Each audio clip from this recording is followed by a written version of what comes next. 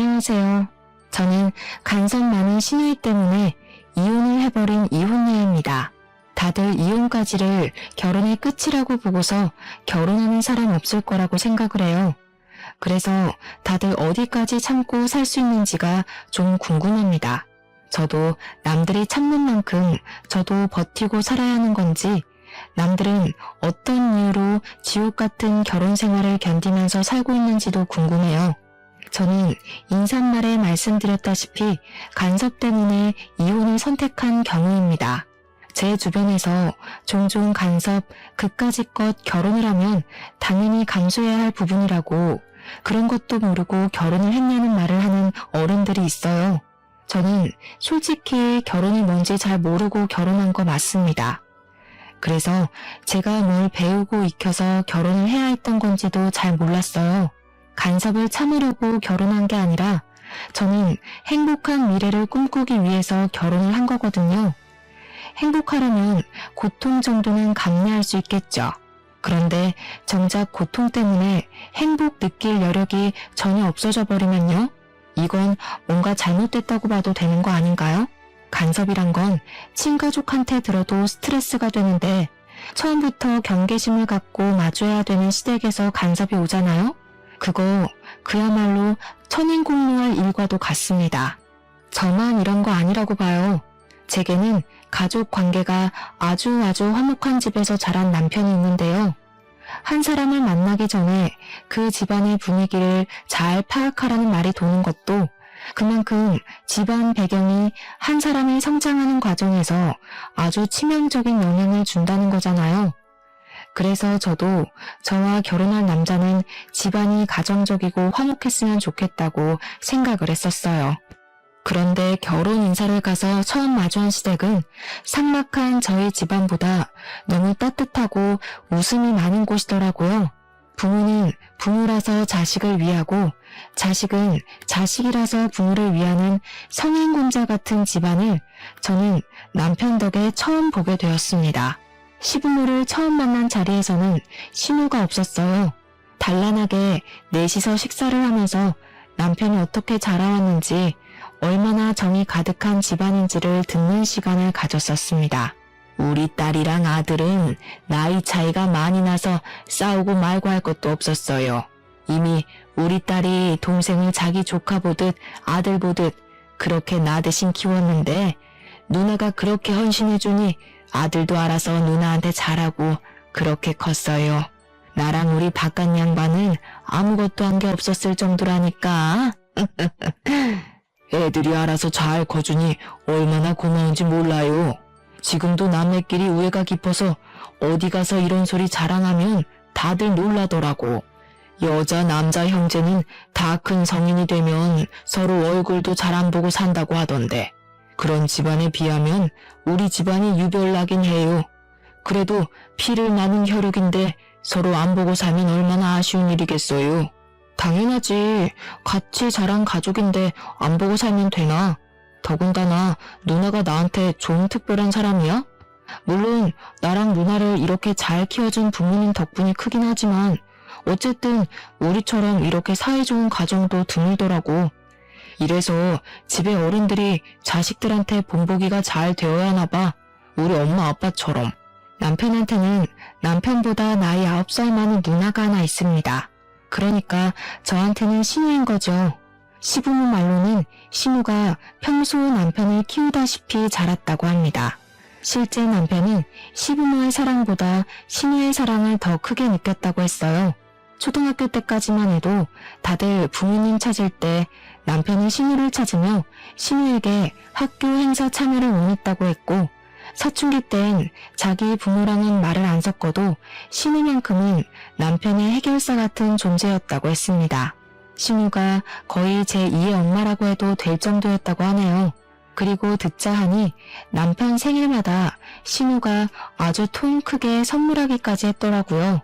남편이 학생일 때는 브랜드 옷, 명품 시계 등을 흔쾌히 사줬고, 남편이 사회인 되고 나서는 차, 전세 오피스텔, 지갑 등을 선물한 걸로 들었습니다.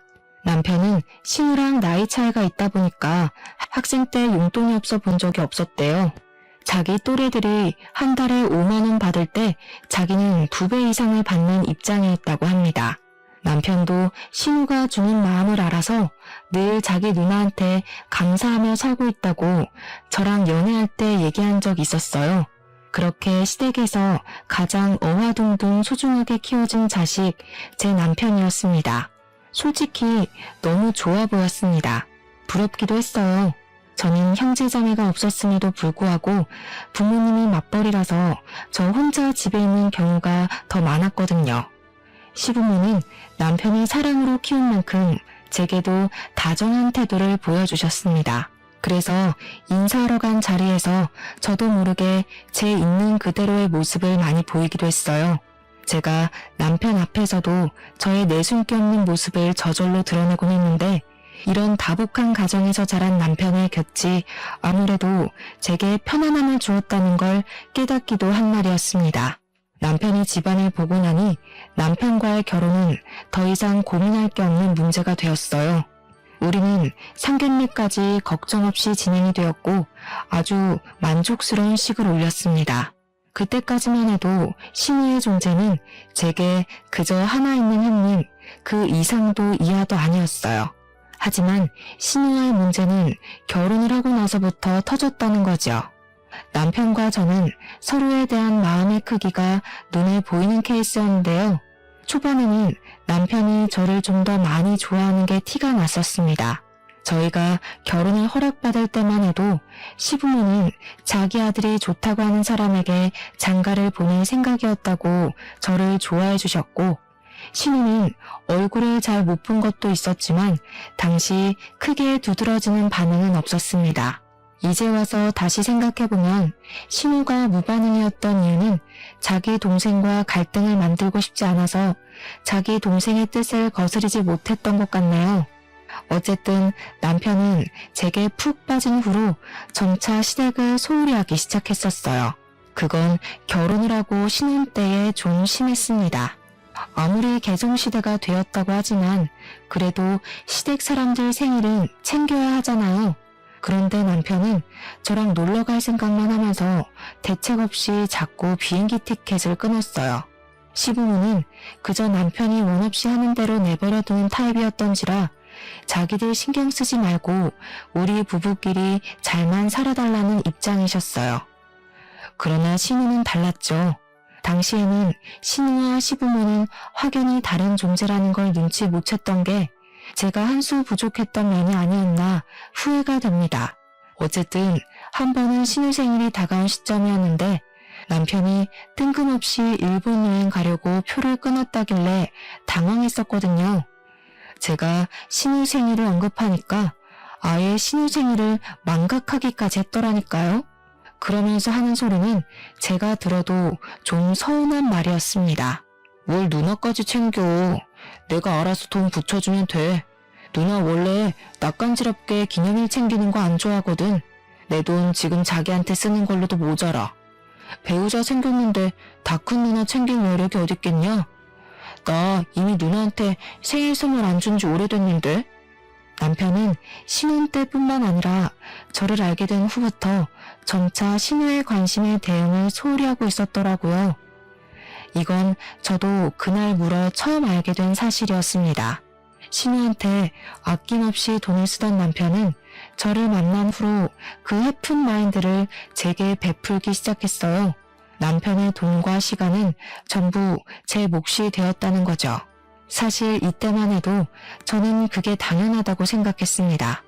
아무리 우애 좋은 남매였다고 해도 각자 가정이 생기면 우애도 적당해야 되는 거잖아요. 남편이 자기 누나에게 소홀해지고 제게 관심을 쏟는 건 결혼할 사이에 솔직히 당연한 거 아닙니까? 그래서 저는 이 문제로 훗날 이혼을 하게 될 줄은 상상도 못했습니다. 신우 때문에 제가 한 여자에게서 남편을 뺏은 상간녀 같다는 생각을 처음 해봤어요. 신우는 시댁에서 같이 지내고 있는 처지였는데요. 갈 때마다 마주치는 건 아니었어도 한 번씩은 봤었단 말이죠. 그런데 몇 안 되는 만남마다 제 기분이 이상하리만치 찝찝해졌어요. 올케는 혹시 술 좋아하는 편인가? 좀 활동적이야? 평소 기가 센 편은 아니지? 연애하면서 내 동생이랑 몇 번이나 싸워봤어? 제게 뭐 적대적으로 묻는 건 아니었고요. 그냥 순수한 말투로 좀 솔직하게 궁금해했던 걸로 기억이 나요.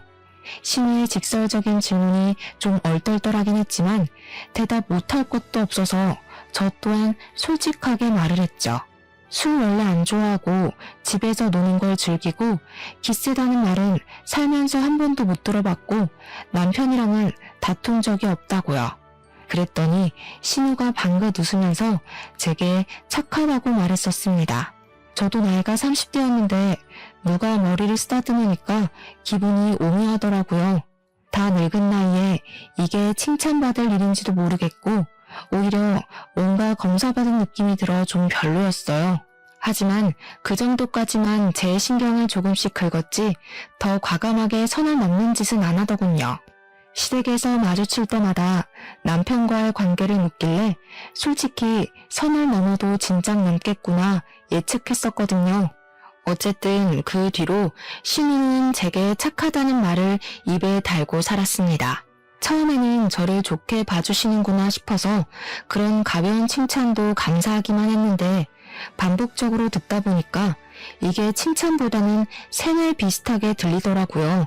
역시나 다 이유 있었던 거였어요. 사람이 이렇게 교활한 짓을 할 수도 있다는 걸 저는 전혀 생각도 않고 있었습니다.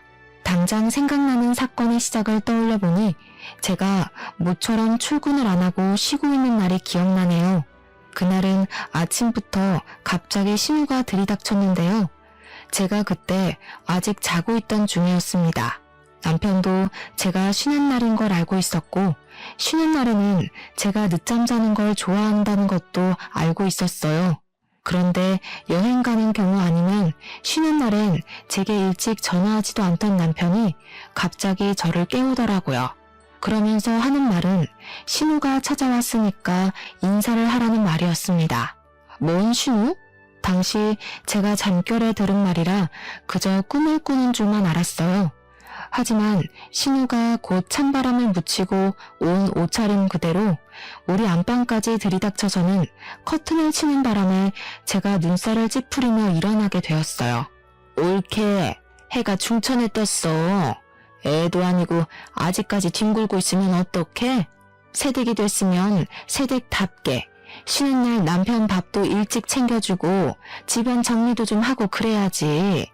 신혼살림 시작한 지가 언젠데 아직까지 거실이 엉망이더라? 짐 정리 안 했어? 아직 시간 8시 정도밖에 안 되었을 시간이었습니다. 제 유일한 스트레스 해소법이 쉬는 날 늦잠을 자는 것인데 그걸 방해받으니까 순간적으로 열이 확 뻗치더라고요. 하지만 저는 감정대로 움직이는 사람이 아니기에 최대한 높아지려는 목소리를 가라앉혔습니다. 언제 오셨어요? 오신다는 연락은 못 받았는데 어제 연락 주셨으면 제가 집도 미리 좀 치우고 준비하고 있었을 텐데요. 우리 착한 올케. 거봐라 기성아. 네 와이프 착해서 괜찮을 거라고 했지? 아니 네 남편이 올케 너 쉬는데 오늘은 오지 말라고 하더라고. 근데 올케는 그런 거에 마음 꽁해 있는 사람 아니잖아. 내가 본 올케는 되게 착한 사람이던데 나 사람 보는 눈 좋거든. 올케 보니까 싫은 소리 잘 못하고 얘 엄청 바른 타입 맞지? 신우는 그날도 어김없이 저를 칭찬했는데 그 소리를 들으니까 알겠더군요. 저더러 착하다고 그리 입에 달고 살던 이유가 뭔지 이때 처음 느꼈습니다. 그러니까 신우는 우리 부부의 우위에 있으려고 하면서 자기 남동생을 향한 애정을 끊지 못해 간섭하려고 제게 착한 올케가 되어라 그리 세뇌시키는 거나 다름없었어요. 나쁘게 돌려 해석하면 자기 하는 짓에 입 닫고 토달지 말라는 뜻과도 같았죠.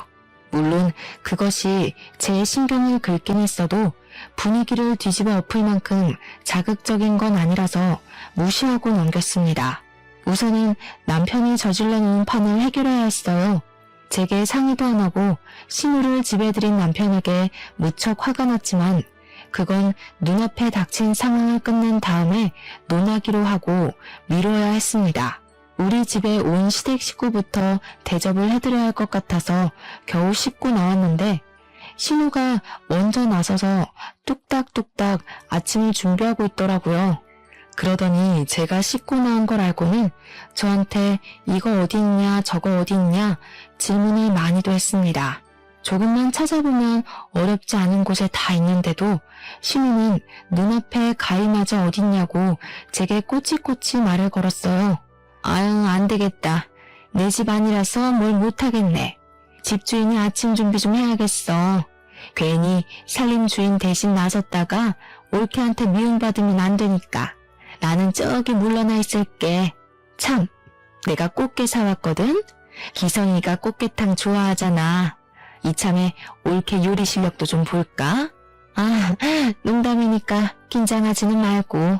그러면서 신우는 남편 있는 거실로 조르륵 나가서는 남편 머리에 지어진 까치집을 귀여워하고 있었습니다. 사이좋은 남매 참 많이 부러워했었는데 저건 부러운 걸 별개로 재수가 없더라고요. 게다가 제가 꽃게를 씻는 동안 신우 혼자서 뭘 뚝딱뚝딱 거리고 있길래 기초공사라도 만들어 놓은 줄 알았더니 정작 손질된 건 아무것도 없었어요. 황당해서 남편이랑 신우 있는 곳을 몇 번이나 돌아봤더니 남편이 앉아서 제 눈치를 좀 보더라고요. 남편은 저를 하도 많이 관찰한 사람이었던지라 제 눈썹이 올라가기만 해도 제가 무슨 기분을 느끼고 있는지 다 아는 사람입니다. 아니나 다를까 제가 지금 굉장히 불쾌한 상태라는 걸 남편이 눈치챈 것 같더라고요. 저한테 오려는 남편이 엉덩이를 떼는 걸 봤는데 신우가 갑자기 남편한테 용돈을 주는 바람에 다시 엉덩이를 붙여안게 되었습니다. 신우는 남편에게 30만원 가량을 주면서 올케랑 옷 한 벌 해입으라고 선심을 보이고 있었어요. 솔직히 이제 와서 하는 말이지만 30만원으로 성인 남녀 옷 한 벌씩 사입으라는 거 저만 웃긴가요? 굉장히 대단한 용돈을 주는 것처럼 당당하게 봉투를 건네길래 저는 우리끼리 브랜드 점퍼나 하나씩 사입으라고 돈 좀 꽤나 주는 줄 알았습니다. 30만원이면 그냥 보세옷 사라는 거예요. 차라리 그 돈으로 맛있는 거 사 먹으라고 했다면 그 30만원의 가치가 좀 더 높게 보였을지 모르겠네요. 어쨌든 신우는 올 때마다 남편한테 소액의 돈을 찔끔찔끔 챙겨주었는데요. 아마 그걸 빌미로 더 자기 마음대로 하려는 낌새가 좀 보였어요.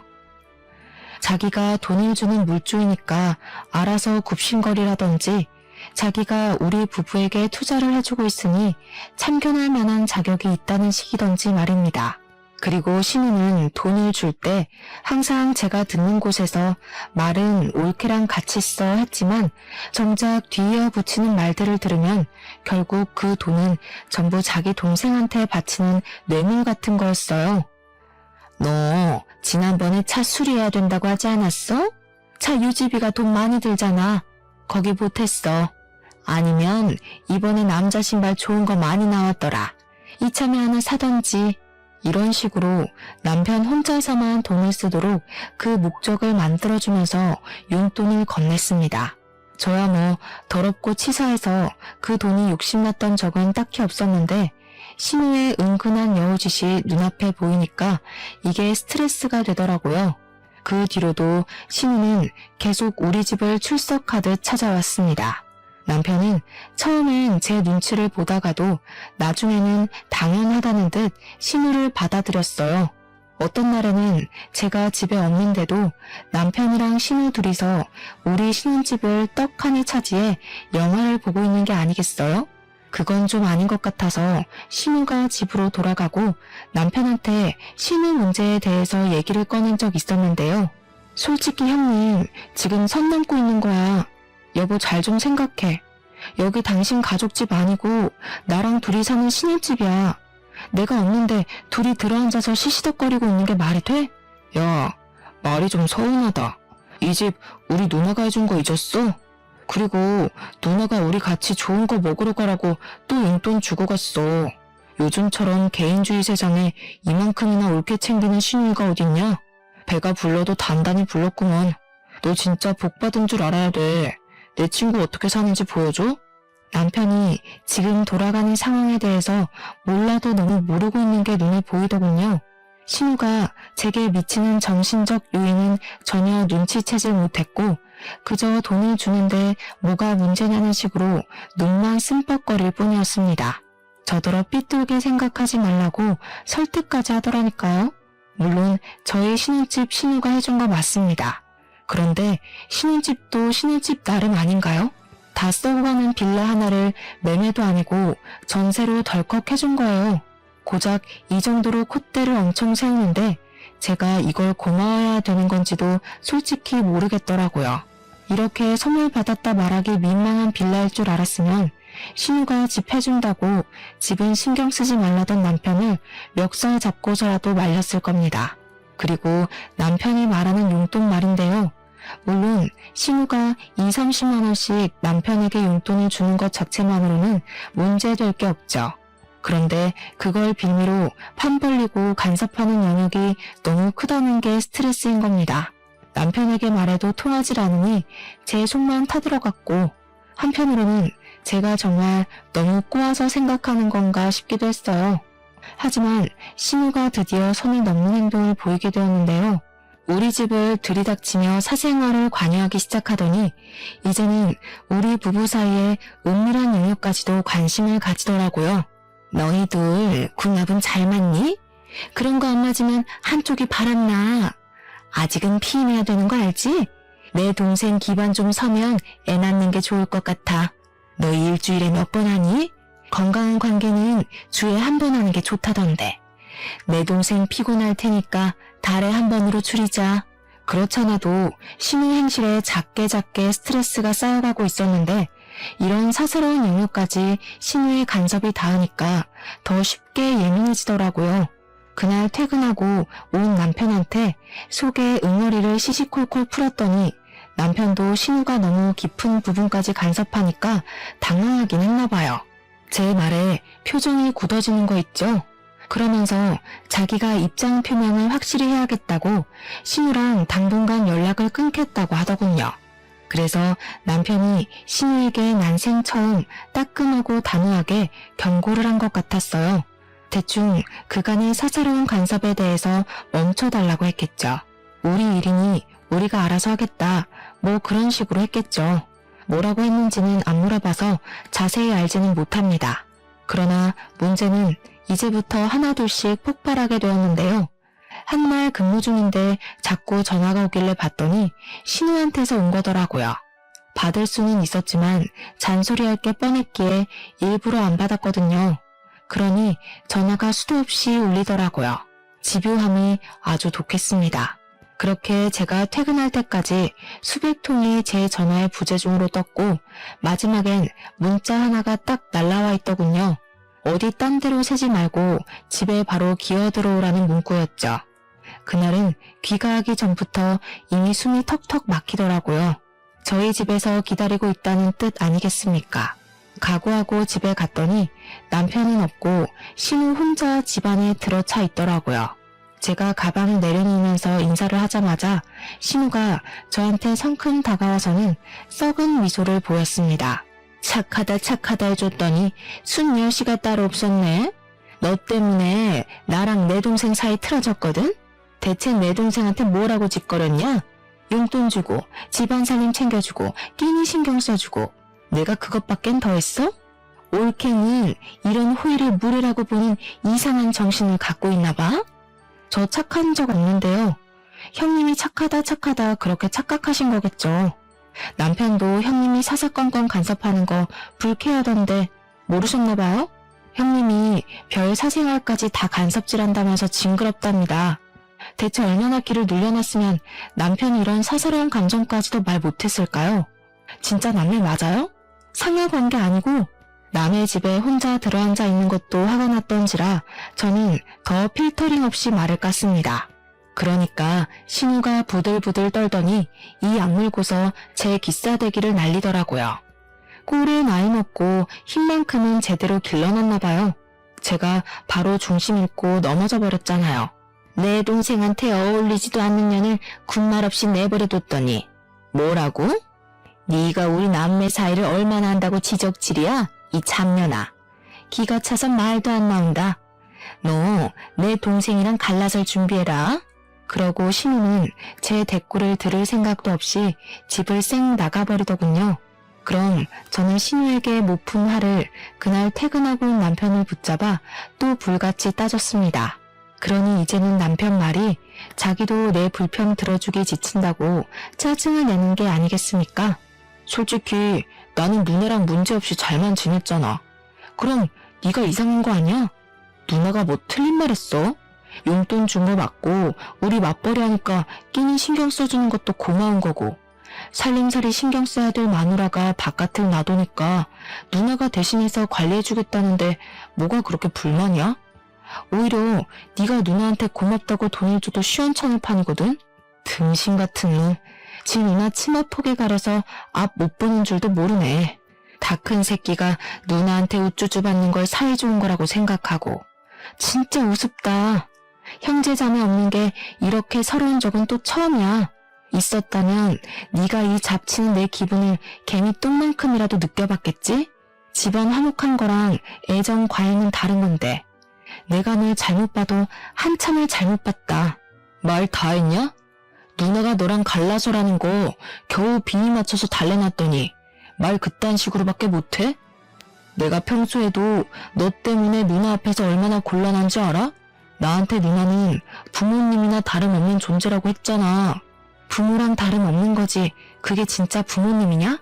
그리고 비위를 왜 맞춰? 누가 맞추래? 누나 부하이면 부하답게 누나가 시키는 대로 해. 네 누나가 너랑 나 갈라놓고 싶다잖냐. 난 더 이상 그 여자한테 놀아나기 싫으니까 너 혼자 평생 누나 손바닥 위에서 주물럭거려줘라. 그러면서 제가 먼저 이혼 제안을 했더니 버럭하던 남편이 순간 흠칫하더군요. 남편은 제가 먼저 이혼을 요구할 거란 생각을 안 했던 것 같았어요. 그러거나 말거나 저는 그대로 돌아섰고 남편이랑 저녁도 먹지 않았습니다. 그날 우리는 각방을 쓴 뒤 다음날 이혼 서류를 준비하려고 했어요. 그런데 참 고맙게도 신우가 아침 일찍 출석해서 우리 집 초인종을 눌러주더라고요. 원래는 신우가 우리 집 비번도 알고 있는 것 같았는데 제가 새벽에 몰래 번호를 바꿔놨거든요. 남편이 우리 이혼하는 거 신우한테 말했을 거고 그러면 이렇게 무작정 찾아올 것 같았으니까요. 이혼할 마당에 더 이상 제게 형님 되는 사람도 아니고 달가운 손님도 아니라서 저는 초인종 소리를 못 들은 척 출근 준비만 했는데요. 그러니 남편이 양치를 하다가 후다닥 나가서 문을 열어주더라고요. 어머머, 집에 사람이 없니? 왜 씻다 말고 나와서 문을 열어? 집에 개념 없는 여자가 살고 있으니까 이렇게 남자가 고생을 한다. 우리 기성이 바쁜데 여자까지 잘못 만나서 이게 뭔 고생이야? 불쌍한 내 새끼. 남자가 대문 열면 안 되는 법이 신우만의 법전에는 있나 봅니다. 어쨌든 신우가 아침 대바람부터 찾아온 이유는 역시 저희 이혼 때문이었어요. 고맙게도 직접 이혼 서류를 챙겨왔더라고요. 굳이 제 수고를 들이지 않아도 되었잖아요. 그 친절함에 감동해 눈물이 날 뻔했습니다. 신우는 오자마자 합의 이혼을 하고 이래라 저래라 또 명령질을 하기 시작했는데요. 내용이고 뭐고를 떠나서 목소리가 그냥 진짜 듣기 싫었어요. 근데 남편은 역시나 누나 말이 법이라고 보는 사람이라 신우가 시키는 대로 도장을 찾아오고 볼펜을 찾아오고 아주 충성스러웠습니다. 그 모습을 지켜보는데 그동안 제가 남자랑 산 건지 남아랑 산 건지 헷갈리더군요. 뭐 그러거나 말거나 저는 일단 출근이 바빠서 준비만 하고 있었어요. 그러니 신우가 그런 저를 얌전히 내버려뒀을 리 있겠습니까? 올케? 아, 이제 올케도 아니지. 야, 귓구멍 막혔니? 와서 도장 찍으라잖아. 왜? 이제야 네가 뭘 좀 잘못했다는 생각이 들어? 이혼 못하겠니? 그럼 머리 받고 용서 좀 빌어보던가. 네 진심이 얼마나 전해지느냐에 따라 내가 이 이혼 없던 걸로 해줄 수도 있어. 신우 목적은 사실 이혼이 아니라 저거였던 듯 싶었습니다. 저를 끝내 무릎 꿇리고 싶었나 봐요. 기센 척하면서 어떻게든 제 우위에 있으려고 사족을 다하는 신우를 보니 제 눈에는 그저 신우가 일진놀이하는 고등학생으로밖에 안 보이더군요. 그래서 저도 신우가 좋아하는 찰떡선이 없는 화법으로 대답을 해주며 신발을 신었습니다. 네, 제 귓구멍이 꽉 막혀서 뭐라고 씨부리는지 모르겠네요. 이제 내 신우도 아니고 그냥 할 일 없는 아줌마 같은데 내가 왜 아줌마 말을 들어야 되죠? 퇴근하고 나서 도장 찍을 테니까 그만 깝죽거리고 거기 두고 가세요. 그러고는 그대로 나와버렸더니 문 밖으로 신우가 비명을 지르는 게 들렸습니다. 악에 받쳐서 소리를 지르던데 목청 한번 좋더라고요. 또 하나는 남편의 다급한 목소리까지 겹쳐 들렸는데 대충 엿들어 보니까 신우가 시키는 대로 하면 제가 꼬리 내리고 얌전히 고개를 숙일 줄 알았던 것 같았어요. 아 뭐야, 와이프가 꼼짝도 안 하잖아. 누나가 이렇게 하면 다 된다며. 나 이혼까지 하기 싫단 말이야. 퇴근하고 도장 찍겠다는데 이제 어떡할 거야? 그렇게 사이좋던 남매가 투닥거리는 걸 밖에서 엿들으니까 속이 꽤 시원하더라고요. 어쨌든 퇴근하고 돌아와서 좀 조용한 분위기에 도장을 찍어야지 생각하고 있었는데요. 제가 신우에 대해서 간과한 게 하나 있었더라고요. 신우가 어마어마한 쌍년이라는 걸 잠시 망각했던 겁니다. 퇴근하고 집에 들어갔더니 신우가 출근 전에 봤던 그 몰골 그대로 집에도 안 가고 기다리고 있는 거 아니겠습니까? 근데 황당한 건 제 짐을 전부 신발장으로 다 내던져 놨더라고요. 옷은 여기저기 짓밟혀서 더러워진 상태였고 화장품도 반 이상은 깨져 있었습니다.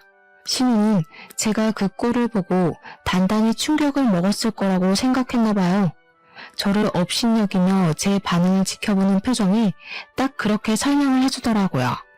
그 옆에서 남편은 그저 저를 흘겨보고 있었는데 그게 저한테 초조하거나 미안하다는 얼굴은 절대 아니었어요. 약간 꼴 좋다? 그럴 줄 알았다? 그런 느낌으로 저를 가소롭게 보고 있었습니다. 일단은 끝까지 자기 누나를 믿고 신우가 시키는 대로 할 생각인가 봅니다. 야, 이 집 내가 해준 거 알지? 너한텐 딱히 아쉬울 거 없을 거야. 이번 기회에 사람이 주제를 모르면 어떻게 되는지 느꼈길 바래. 그 쓰레기 들고 당장 내 집에서 꺼져. 그래요. 안 그래도 사준 사람의 손때가 묻은 집이라 그런지 구린내가 장난 아니었어요. 능력 좋은 척 할 거면 저기 강남 아파트 정도는 해줄 것이지. 겨우 서울 변두리에 빌라 하나 해줘놓고 돈 많은 척은 너무하셨어요. 해주고도 욕먹는 게 딱 이 경우인데 평소 사회생활 잘 못하셨나 봐요. 이게 돌았나? 내 동생 혼자 사는 거면 당연히 강남 아파트 해줬어. 웬 거지 같은 년이 같이 기어 들어와 사는데 내가 처음부터 네 눈깔 높여주고 싶었겠니? 이제 보니 왜 결혼 못했는지 알겠다.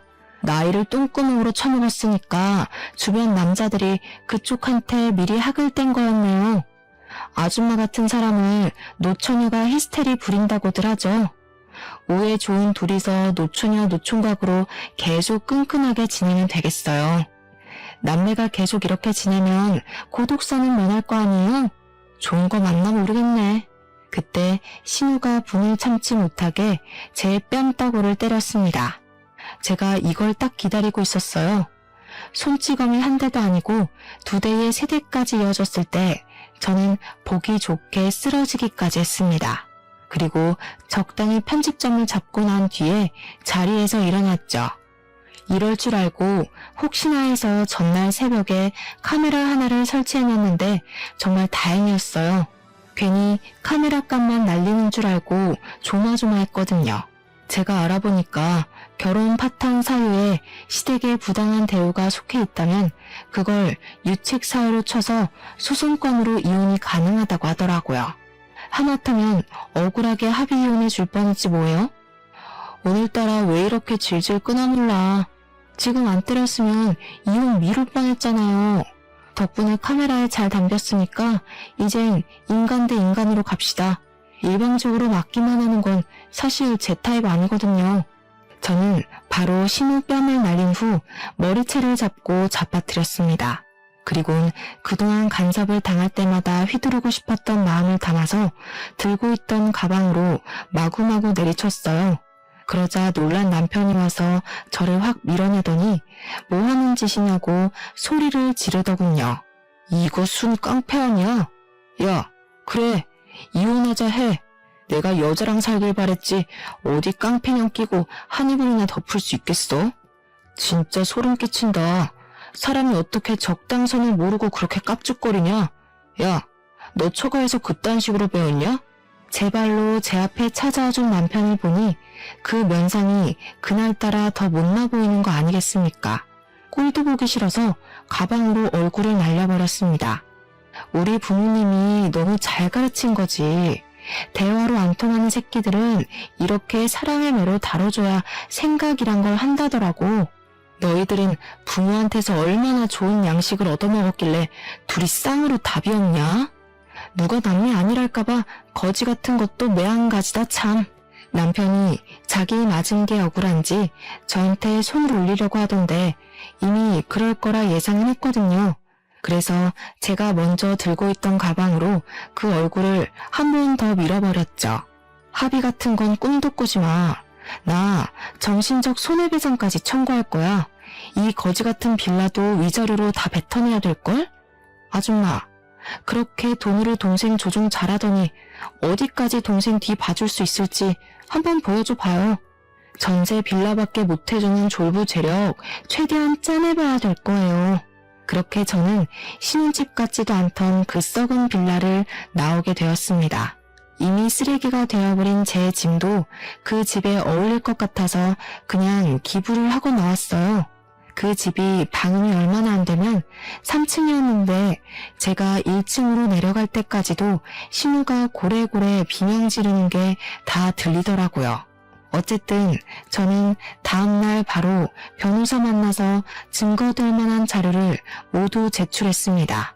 남편에겐 이혼 소송을 했고 그뿐만 아니라 신우에게도 폭력죄, 협박죄, 정보통신망법 위반 등 제 선에서 할 수 있는 건 전부 다 고소 때렸어요.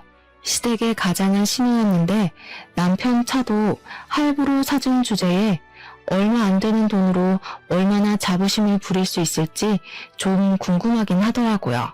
아니나 다를까 제 궁금증을 친히 풀어주려고 시부모께서 나서주신 거 아니겠습니까?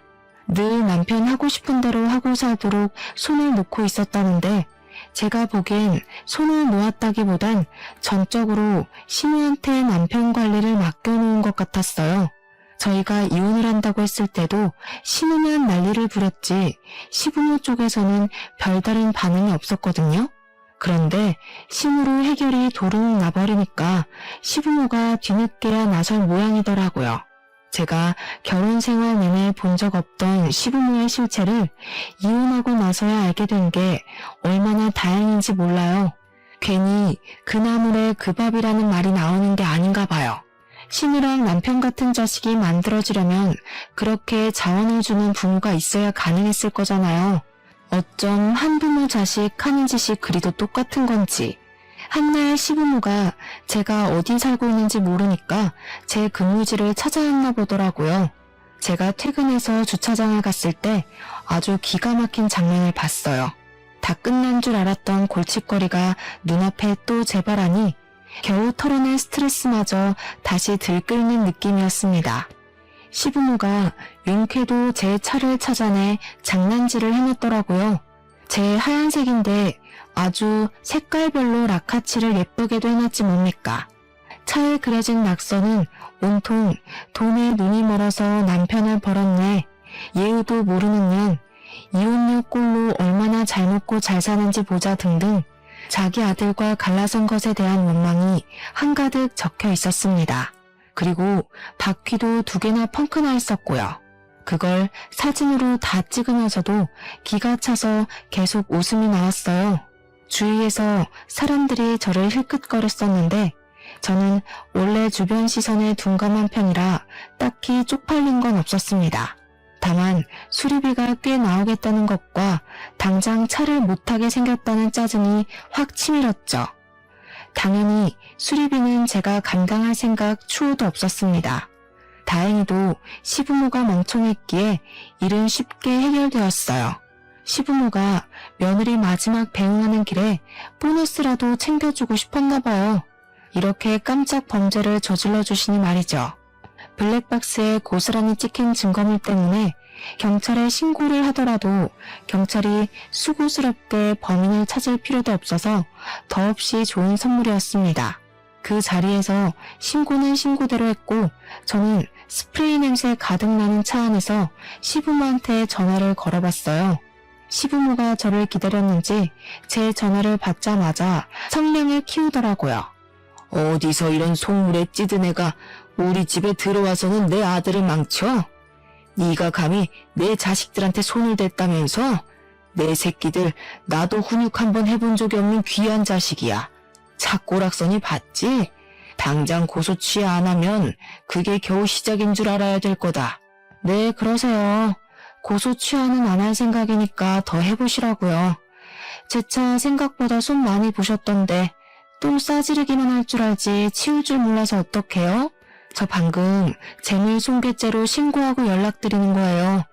이미 청구된 돈이 많아서 등골 빠졌을 텐데 제 차까지 해결하려면 당분간은 쌀밥에 간장만 찍어 드셔야겠어요. 뭐야? 우리가 너더러 내 자식들 갖고 놀라고 결혼시킨 줄 알아? 감히 어른까지 협박하고 말이야.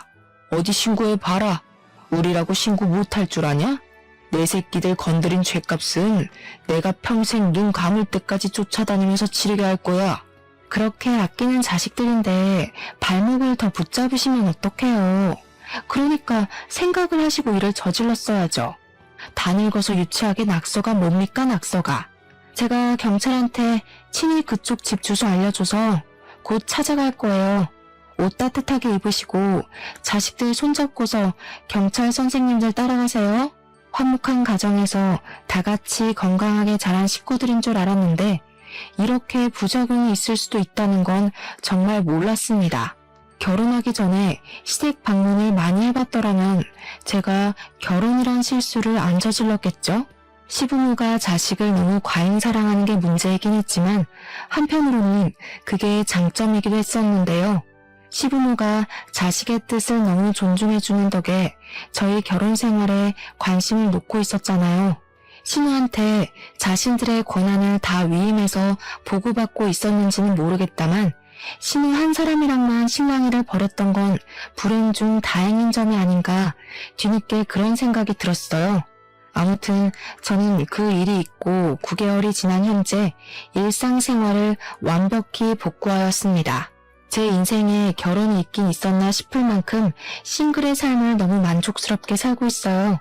결혼도 한 번 갔다 오니까 두 번까지는 환상이 안 생기더라고요. 이혼이란 아픔이 제가 살아가는 길에 긍정적인 걸음이 되었다고 생각하면 그게 그리 막 아픈 것도 아니었고요. 오히려 제 삶에 더 집중할 수 있는 계기가 되지 않았나 싶어요. 저도 저지만 이번 기회에 저 애정과다 집안에서 색다르게 깨우치는 게 있었길 바라네요. 아마 자기네들이 뭘 잘못했는지도 모르고 있을 가능성이 크지만 말이에요. 사연은 여기까지가 끝인데 다들 제 이야기를 어떻게 받아들이셨는지 모르겠어요.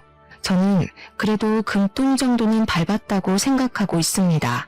똥은 똥이지만 덕분에 내 손에 들어온 숫자가 많아졌으니 금똥이라고 보려고요. 누가 뭐라 해도 제가 괜찮으면 다 되는 거 아니겠어요? 그만 글을 마무리해야겠네요. 긴 글이었는데 들어주셔서 너무 감사드려요. 다음에 기회 되면 또 한 번 찾아오겠습니다. 건강하세요.